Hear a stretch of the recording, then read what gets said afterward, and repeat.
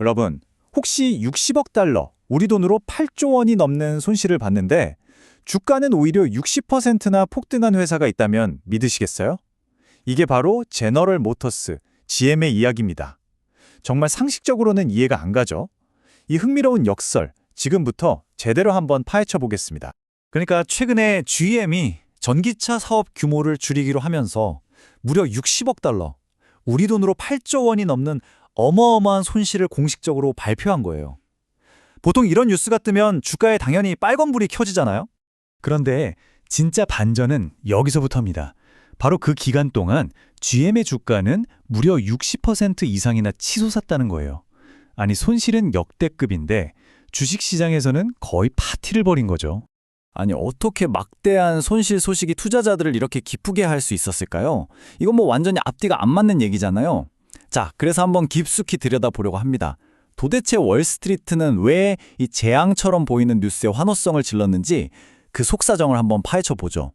자, 이 미스터리를 풀 첫 번째 단서는요. 한때 우리 모두가 열광했던 완전 전기차 시대라는 꿈이 생각보다 차가운 현실이라는 과속 방지턱에 세게 부딪혔다는 겁니다. 그러니까 GM이 갑자기 방향을 튼 가장 큰 이유가 바로 이거예요. 전기차를 사려는 사람들이 생각보다 훨씬 빠르게 줄어들기 시작한 거죠. 그 속도가 눈에 보일 정도로요. 근데 이게 단순히 소비자들 마음만 변한 문제가 아니었어요. 여기에 정치적인 불확실성까지 끼어든 거죠. 앞으로 정부 정책이 어떻게 바뀔지 한 치 앞을 내다볼 수 없게 되니까 수십억 달러를 쏟아부어야 하는 장기 투자는 이제 뭐 거의 거대한 도박이나 다름없게 된 겁니다. 자, 이렇게 새로운 현실에 딱 부딪히고 나니까 GM이 정말 극적이고 또 아주 과감한 결정을 내리게 됩니다. 바로 생산 계획을 완전히 뒤엎는 거였죠. 가장 대표적인 게 바로 미시간에 있는 오리온 공장인데요. 원래 여기를 전기 트럭 전용 공장으로 바꾸려고 했거든요. 근데 그 계획을 그냥 싹 다 취소해버린 거예요.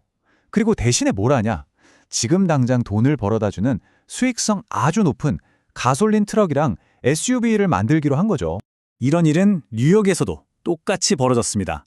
원래는 미래 기술의 상징인 전기차 구동 유닛을 만들기로 했던 공장이었거든요. 그런데 이제는 그 공장에서 클래식한 V8 엔진, 그러니까 자동차의 우렁찬 심장을 만들게 된 겁니다. 정말 엄청난 변화죠? 그런데 말이죠. 이런 거대 기업의 전략 수정이라는 게 그냥 공장이랑 엔진 이야기에서 끝나지가 않아요. 이 결정 때문에 미시건, 오하이오, 테네시에서 수천 명의 사람들이 일자리를 잃었습니다. 아주 현실적이고 또 가슴 아픈 대가가 따른 거죠. 자, 그럼 다시 처음 질문으로 돌아와 보죠. 전기차의 꿈은 주춤거리고 사람들은 일자리를 잃는 이런 상황인데 대체 왜 투자자들은 이렇게나 좋아하고 있는 걸까요?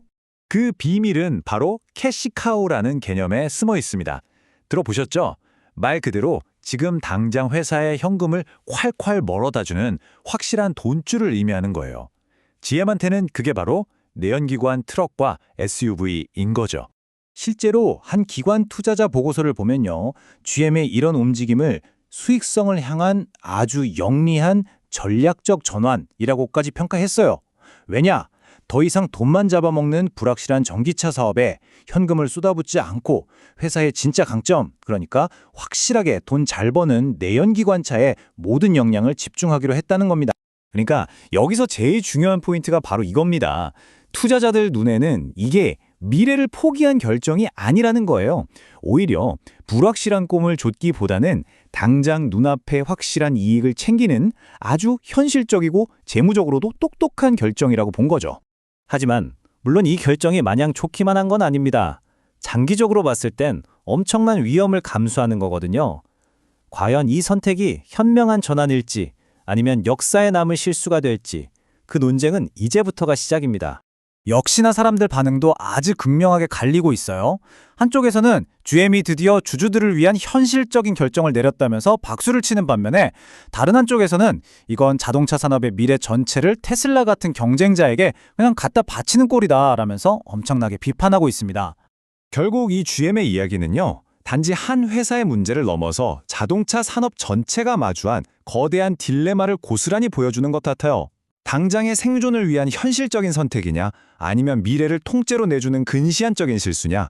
여러분은 이 질문에 대해 어떻게 생각하시나요?